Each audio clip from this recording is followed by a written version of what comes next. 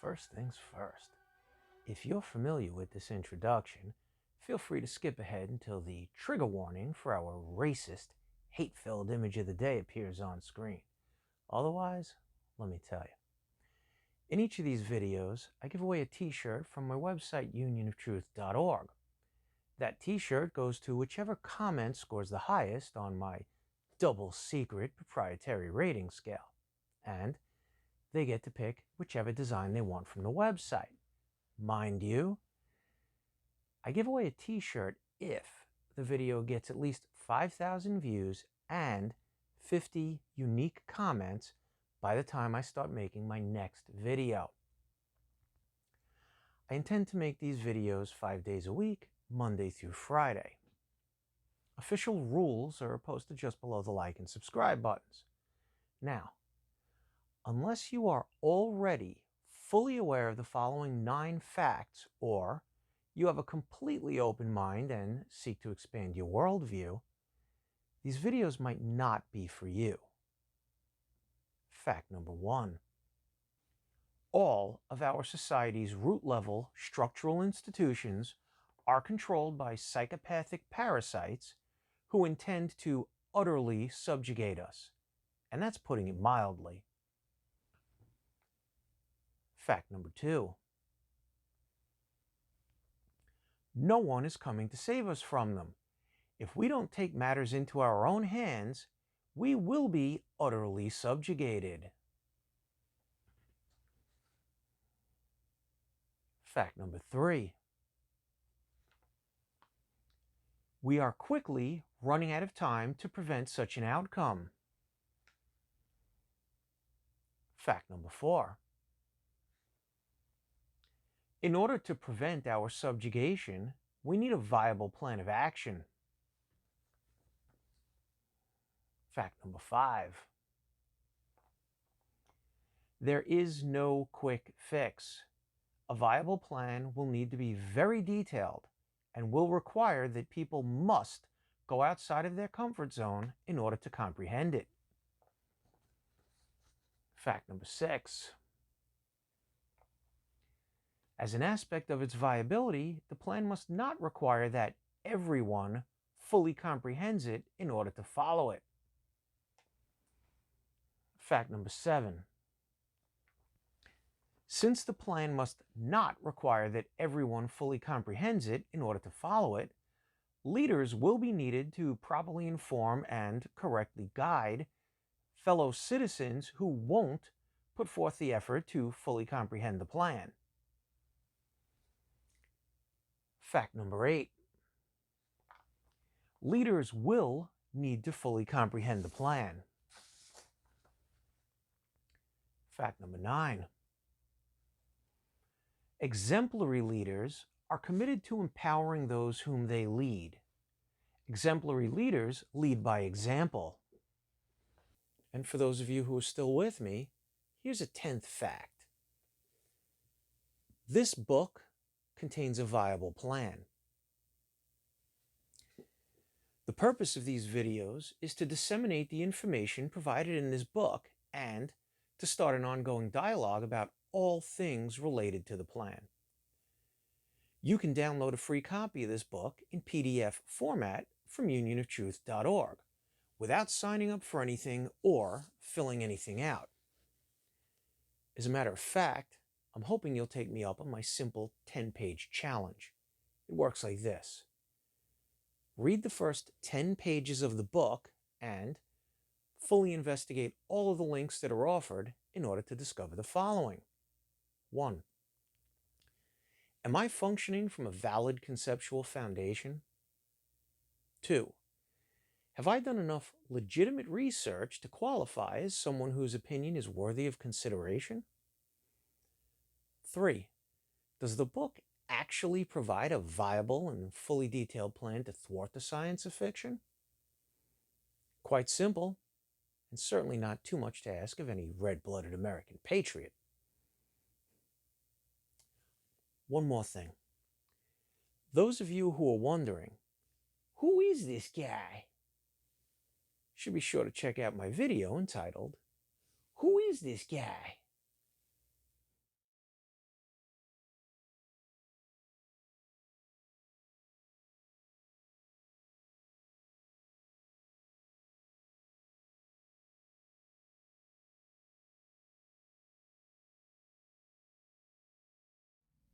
please. Let us know exactly what you found most hateful and oppressive about that nefarious image. Your feedback is vital to our ongoing mission of greater understanding. Now, before I go into the book today, I just want to say this about the simple 10-page challenge, or rather, why I did not mention anything about the simple 10-page challenge at the end of yesterday's video, being is we had passed page 10. I see the simple 10-page challenge as more of a vehicle to help people quickly find value in the book than I do as an end in itself. That, coupled with the fact that I'm convinced the people who are tuning into this are the ones that don't need prompting to do whatever homework is required of them. On that note, let's get into the book. First, we'll go over the section page of the book. I'm just going to scroll down and read from it. The two-party system, education, propaganda, diversions, the pharmaceutical industrial complex, the agricultural industrial complex, the military industrial complex, law enforcement, your rights, the prison industrial complex, the environment, immigration, conspiracy theorists, the Federal Reserve System, the map, the keys, and the instructions for redemption. Page 12, the two-party system. Are Republicans and Democrats really two different well-educated ideological groups whose members in government are upholding their sworn oath to defend the Constitution Bill of Rights? If so, why have your rights and prosperity been disappearing faster than free tickets to the Super Bowl? Try to comprehend what I'm about to explain. The following holds true in the lifetime of anyone you can speak with. A fundamentally honest, meaningful public debate has yet to take place between any candidates for the presidency of your country.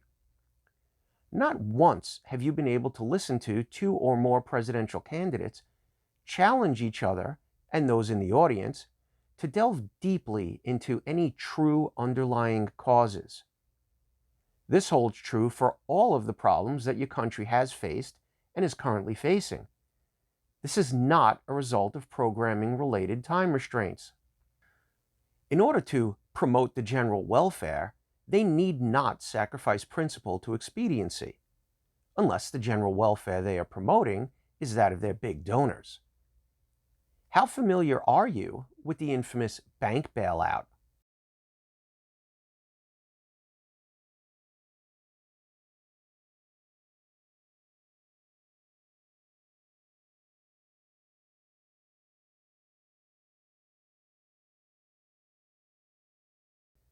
Yet, not one single time have you had any presidential candidate thoroughly explain to you the fundamental error in the thought process of their opponent. Never have they thoroughly explained to you, from the locations of both that error and its counterpart in correctness, the reason-based solution to that which ails you. Not once has there been a debate that brought forth that clear, unbiased presentation. Logical question. If it is not such candidates' duty to do so, upon what valid conceptualization does your vote get cast? Yet, not for a fleeting moment have even 1% of the people around you had any conscious awareness of the facts that I just presented. But then again, in all fairness, I do see how such an oversight could easily occur. The candidates always wear their American flag lapel pins. Forget not seeing the forest for the trees. Their entire conceptualization of basically every aspect of their existence is but a purposely designed aspect of someone else's purposely destructive agenda. Take a minute to consider the word leader.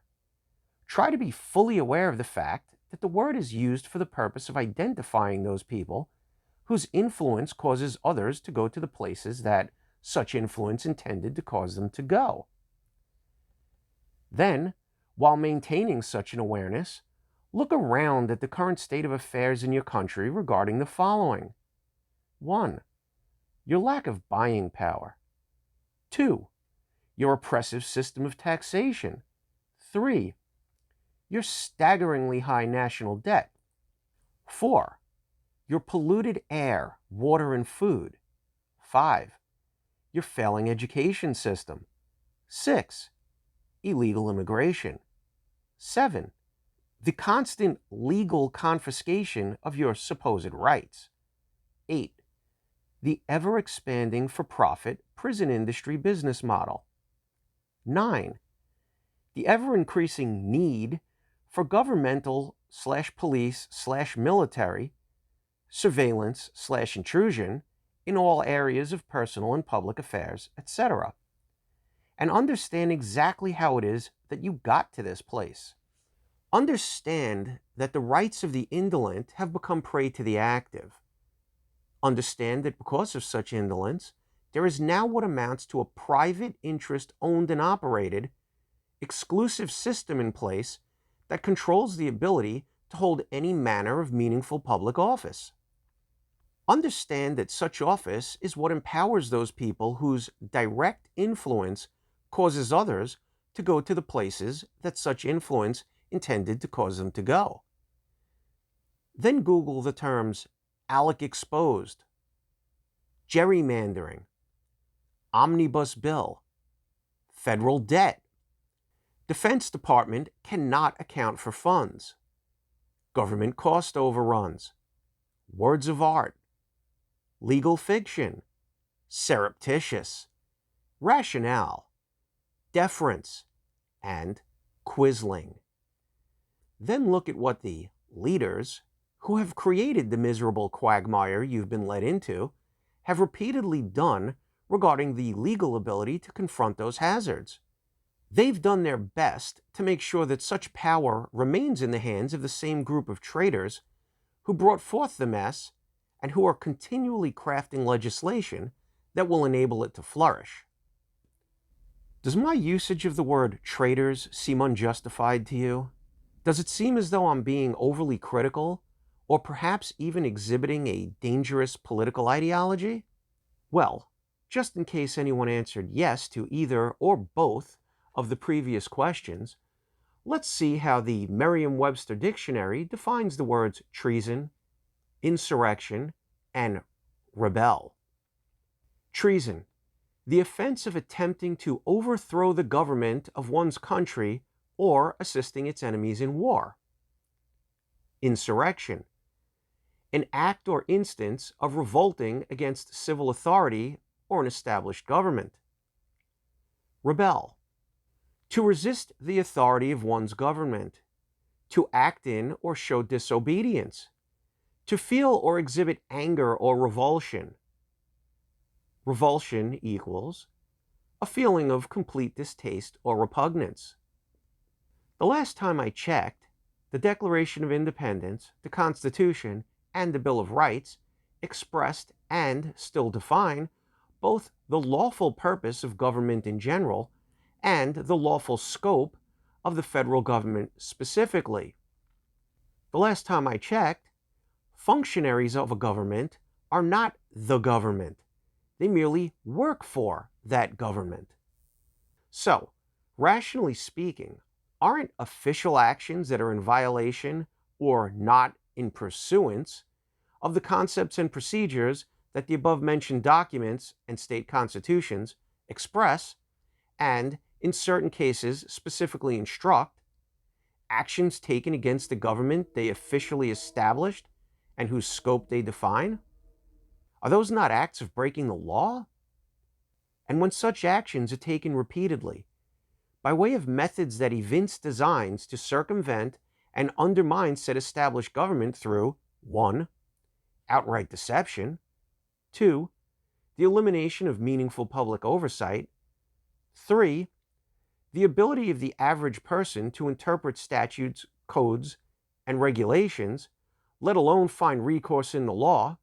Recourse neither in the law that Article 6 of the Constitution proclaims, quote, under the authority of the United States to be the, quote, supreme law of the land, nor in the law that Aristotle, Cicero, Edward Coke, William Blackstone, and James Wilson all state to be the actual foundational law of existence, and thus the only valid foundation for man-made law, the same law that the Declaration of Independence refers to as the, quote, laws of nature and of nature's God.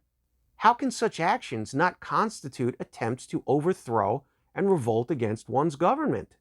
Furthermore, rationally speaking, how can such actions not be aiding said government's enemies? And regardless of their job title, aren't those who repeatedly commit such acts correctly defined as said government's enemies as well? In truth, how can it not be so? Think nomocracy. And why should the definitions of war and force be limited to the use of conventional weapons and techniques? Upon what matter of fact would such a determination be made? Quote, if an unfriendly foreign power had attempted to impose on America the mediocre educational performance that exists today, we might well have viewed it as an act of war. Unquote. National Commission on Excellence in Education, from A Nation at Risk, The Imperative for Educational Reform, April 1983.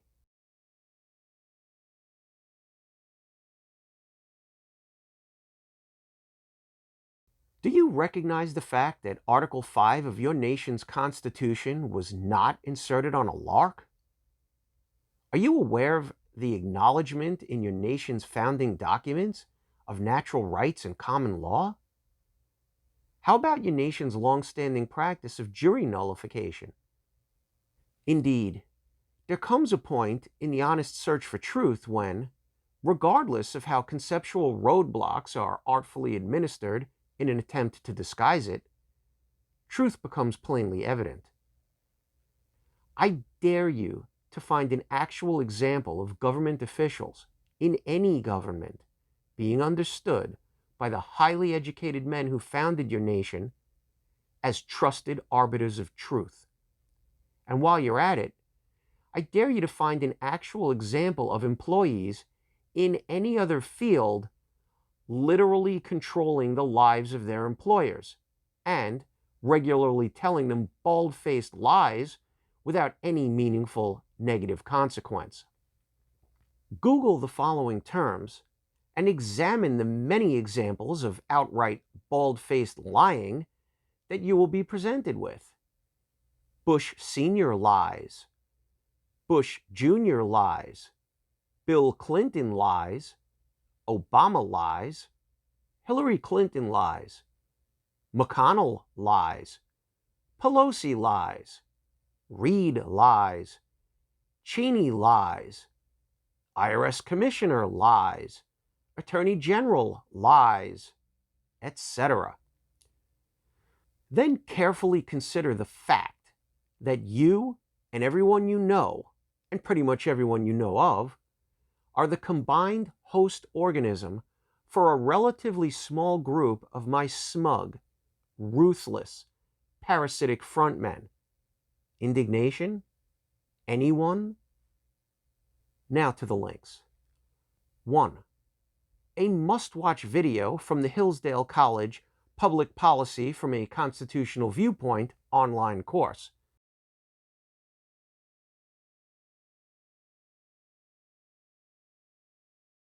Discover how current government regulation actually functions. 2. A must-watch video by Bill Moyers.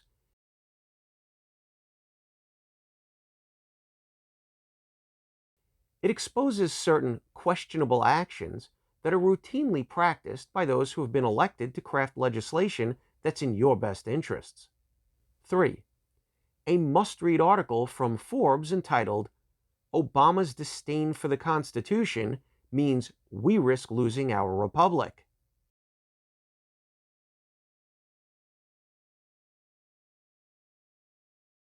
4. A free PDF download of the Cato Institute's must-read white paper entitled Power Surge: The Constitutional Record of George W. Bush.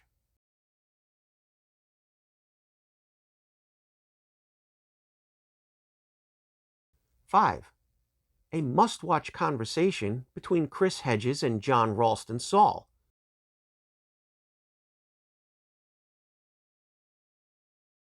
Compare their viewpoints to the constantly reinforced official narrative. 6. A must-watch 1957 Mike Wallace interview with Senator Wayne Morse.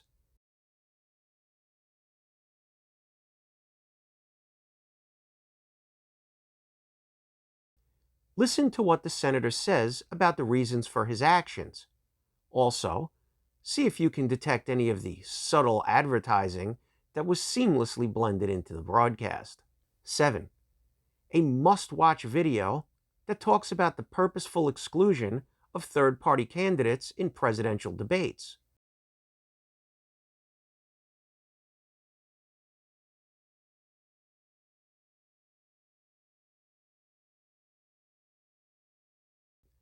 8.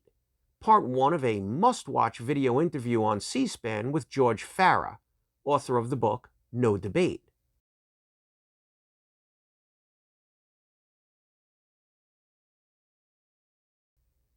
9. A must-watch 5-minute video entitled, Why Can't Chuck Get His Business Off the Ground?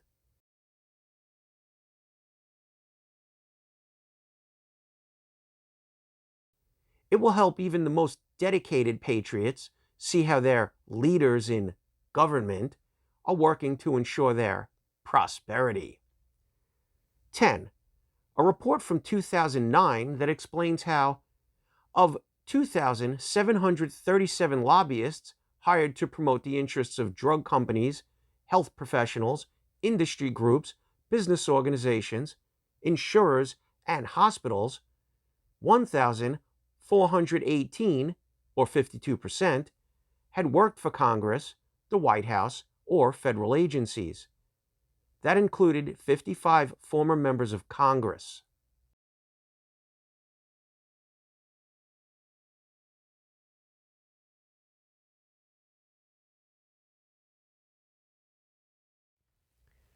I'm going to stop at the 10th link. There are 29 in this section alone. Certain other sections have even more than that. I think it's just too much to go through as far as keeping people interested in what I'm saying. Everyone who is interested in discovering what's in these links can download the free PDF copy of the book from UnionOfTruth.org and just click on those links. They're live links. That's one of the reasons it was made that way. Easy access. Now, in the spirit of keeping these videos short and sweet, that's enough information for today. Let's meet back here tomorrow. Till then, take good care of yourself and remember, objectivity, logic, fidelity, because absurdity knows no bounds.